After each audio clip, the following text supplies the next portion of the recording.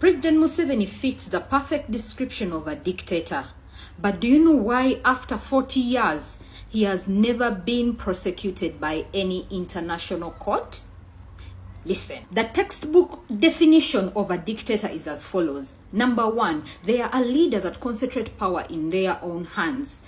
There is no independence of arms in Uganda. Like I told you guys, the executive influences the parliament, at the same time influences the judiciary. In Uganda, President Museveni is the president, his wife is the minister of education and sports on top of being the first lady, and his son is the head of the military, and so many other family members surrounding him in his presidency.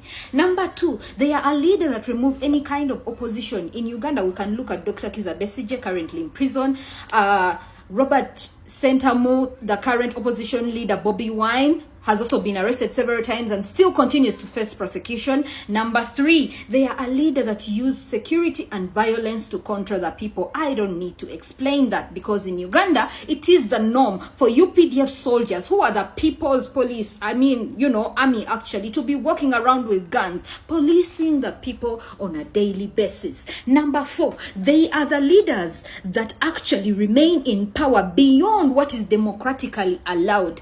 Uganda. In 2005, there was a bill to remove the term limits so President Museveni can run again. In 2015, as he was reaching the cap of age limit, they were like, no. The parliament proposed another bill, passed it into law, removing the age limit. President Museveni fits the perfect description of a dictator who rules without any meaningful accountability. But after 40 years since January of 1986, why has he never faced any international prosecution? Listen. One, the International Criminal Court sounds very fancy, but in reality, they don't have any real power.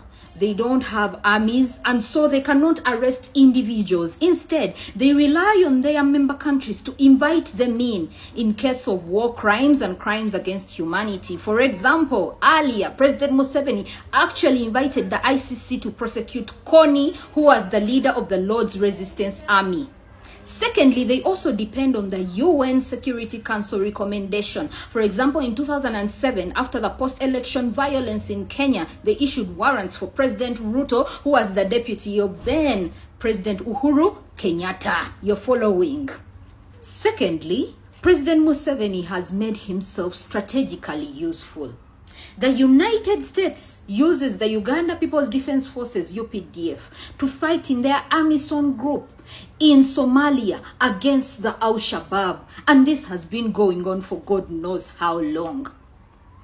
Another thing is that the UK continues to criticize President Museveni's rule, but they still continue to send in aid and financial support, which facilitates his rule and dictatorship. Thirdly, several countries have made investments in Uganda, the European Union, China. These guys have constructed dams, roads, hospitals, and so many other infrastructure. And it provides them security of their investments by promoting stability in the country. So they wouldn't want to get involved politically. Last but not least, Uganda is strategically located between Congo and Rwanda, and we all know about the conflicts going on, and President Museveni helps to neutralize the violence that would have happened. Last but not least, the African Union has often come in solidarity when it comes to warrants that have been issued for African heads of state. They don't like it. They say it is a target on their sovereignty, and for that reason, that is why in 2009, when a warrant was issued for President Omar Bashir of Sudan, he kept roaming around the African continent, even ruling his country for 10 years, because nobody was willing to arrest him.